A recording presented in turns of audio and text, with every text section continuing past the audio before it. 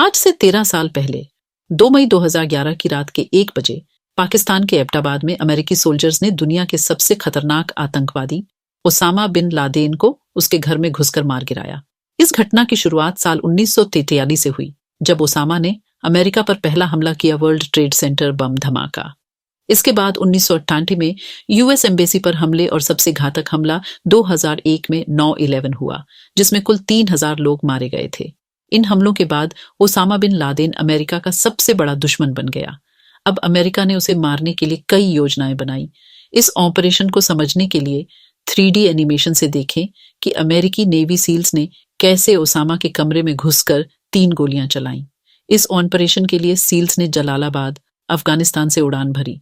उनका बेस जलालाबाद था और मिशन का नाम था ऑपरेशन नेपच्यून स्पीयर। ऑपरेशन की रात जलालाबाद में 4 हेलीकॉप्टर्स तैयार थे, 2 चिनूक हेलीकॉप्टर्स और 2 ब्लैक हॉक हेलीकॉप्टर्स।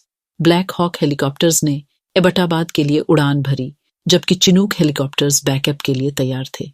इस ऑपरेशन की एक खास बात यह थी कि ब्लैक हॉक हेलीकॉप्टर्स ने स्टेल्थ टेक्नोलॉजी का उपयोग किया, जिससे ये हेलीकॉप्टर्स रडार से छिपे रहे और पाकिस्तानी एयर स्पेस में बिना ट्रैक हुए प्रवेश कर गए।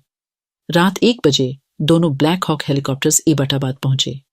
इन हेलीकॉप्टर्स ने ओसामा बिन लादेन के घर के ऊपर लैंड किया। ओसामा का घर एक त्रिकोणीय आकार की संपत्ति थी, जो काफी अलग थलग और सुरक्षित स्थान पर स्थित था। यह घर 3 मंजिला था, जिसमें ओसामा का कमरा टॉप फ्लोर पर था। घर के चारों ओर ऊंची दीवारें और सुरक्षा उपाय थे, जिससे इस पर संदेह बढ़ गया कि शायद पाकिस्तान की सैन्य अकादमी के निकट स्थित होने के बावजूद पाकिस्तान को इस बारे में कोई जानकारी नहीं थी। जब चॉक 2 हेलीकॉप्टर ने ओसामा के मुख्य द्वार के सामने लैंड किया, तो उसमें 4 सील्स, एक कॉम्बैट डॉग कैरो और उसका हैंडलर था। इस हेलीकॉप्टर में कुल 12 सील्स और एक डॉग थे। चॉक 2 ने अपने मिशन को पूरा कर दिया और अपनी शुरुआती स्थिति पर लौट आया। वहीं चॉक 1 हेलीकॉप्टर के साथ एक अप्रत्याशित घटना घटी। इसमें 12 सील्स थे और इसका प्लान था कि ओसामा के घर के लॉन में लैंड करना था। जैसे ही चॉक 1 हेलीकॉप्टर अपने सील्स कमांडो को निर्धारित स्थान पर ले जाकर हाविंग करने लगा, एक अप्रत्याशित हादसा घटित हुआ। हेलीकॉप्टर एयर वॉर्टेक्स फ्लो का शिकार हो गया, जिससे उसका संतुलन पूरी तरह से बिगड़ गया और वह बाईं ओर स्थित परिसर में जा गिरा। हेलीकॉप्टर का मस्तक पहले जमीन पर टकराया और उसकी पूंछ दीवार पर गिरकर टूट गई। इस दुर्घटना में सभी 12 सील कमांडो सुरक्षित उतर गए, लेकिन बिन लादेन और उसके साथी जो गेस्ट हाउस में मौजूद थे ने कोई प्रतिक्रिया नहीं दी। सील टीम ने गेस्ट हाउस की ओर बढ़ते हुए सुरक्षा की प्रक्रिया शुरू की। गेट के पास पहुंचते ही AK-47 से गोलीबारी शुरू हो गई, जिसे अबू अहमद अल कुवैती ने अंजाम दिया। गेस्ट हाउस के अंदर कुल 4 लोग थे, 2 बच्चे, अबू अहमद की पत्नी और अबू अहमद। सील टीम ने अबू अहमद को गोली मार दी, जिससे उसकी मृत्यु हो गई। उसकी पत्नी गेट खोलकर बाहर भागी और सील से चिल्लाते हुए कहा कि अबू अहमद मर गया है। उसकी पत्नी का यह कदम इसलिए था ताकि सील्स की गोलीबारी रुके और बच्चों को कोई हानि न हो। सील्स ने उसे बंदी बना लिया और ऑपरेशन जारी रखा। मुख्य भवन के ग्राउंड फ्लोर पर बचे हुए बच्चों को सील्स ने सुरक्षित स्थान पर इकट्ठा किया। इसके बाद सील्स ने फर्स्ट फ्लोर की ओर बढ़ना शुरू किया, जहां ओसामा बिन लादेन का बेटा खालिद मौजूद था। सील्स ने पूरे परिसर की लाइट बंद कर दी थी, ताकि अंदर मौजूद लोगों को नेविगेट करने में कठिनाई हो और वे कोई प्रतिरोध न कर सकें। सील्स के शरीर पर लगे मिनी कैमरों के माध्यम से व्हाइट हाउस में अमेरिकी राष्ट्रपति बराक ओबामा और उनकी टीम ने इस ऑपरेशन को लाइव देखा।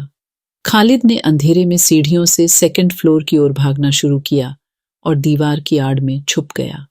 सील्स ने एक लाइन में काम किया और सौभाग्यवश उनमें से एक सील को अरबी भाषा आती थी, जिससे खालिद को ढूंढने में मदद मिली। सील ने सूझबूझ से अरबी एक्सेंट में खालिद का नाम पुकारा। जैसे ही खालिद ने झांक कर देखा, सील्स ने उसे गोली मार दी। फर्स्ट फ्लोर पर कोई महिला नहीं थी, लेकिन कई बच्चे थे जिन्हें सील्स ने सुरक्षित किया। इसके बाद सील्स 2nd फ्लोर की ओर बढ़े, जहां मेन बिल्डिंग और गेस्ट हाउस की सुरक्षा के लिए स्नाइपर्स तैनात थे। अब सवाल था कि सील्स ने पूरे कंपाउंड को सुरक्षित करने के बाद किससे सुरक्षा करनी है? उत्तर था पाकिस्तानी सेना से। इस ऑपरेशन की जानकारी पाकिस्तान को नहीं दी गई थी और सील्स ने बिना सूचना दिए मिशन पूरा किया। अमेरिकन सील्स को चिंता थी कि अगर पाकिस्तानी सेना को मिशन की जानकारी मिलती है तो वे ओसामा बिन लादेन के कंपाउंड तक पहुंच सकते हैं, जिससे अमेरिका की बेइज्जती हो सकती है। सील्स ने सुरक्षा के लिए जलालाबाद, अफगानिस्तान में 19 कमांडो, अतिरिक्त ईंधन और हथियार तैयार रखे थे। जब सील्स सेकंड फ्लोर पर पहुंचे तो ओसामा बिन लादेन अपनी बीवियों के पीछे छुपने की कोशिश कर रहा था। सील्स ने मौका पाकर ओसामा के सिर में 2 गोलियां मारी। उसकी बीवियां उसकी मृत शरीर से लिपट गईं। सील्स ने पुष्टि के लिए ओसामा की बीवियों से पूछा, लेकिन उन्होंने मुंह नहीं खोला। तब एक 12 साल की लड़की को साइड रूम में ले जाकर पूछताछ की गई। लड़की ने पुष्टि की कि वही ओसामा बिन लादेन है। बीवी ने भी सही जानकारी दी और सील्स ने vice admiral William H McRaven को सैटेलाइट फोन पर पुष्टि की कि Geronimo EKIA enemy killed in action. White House में राष्ट्रपति बराक ओबामा की खुशी का ठिकाना नहीं था। अगले चरण में ओसामा बिन लादेन के ट्रैकिंग और उसके कमरे से मिली सामग्री की जानकारी दी जाएगी। 2001 में नौक्यान के हमलों के बाद 2011 में ओसामा की गिरफ्तारी की कहानी रोमांचक है और उसे समुद्र में दफनाने की वजह का खुलासा भी किया जाएगा। इसी तरह और भी रोमांचक वास्तविक कहानियों के लिए मेरे चैनल को सब्सक्राइब करें। वीडियो लास्ट तक देखने के लिए दिल से धन्यवाद। प्लीज मेरे चैनल को सब्सक्राइब करिए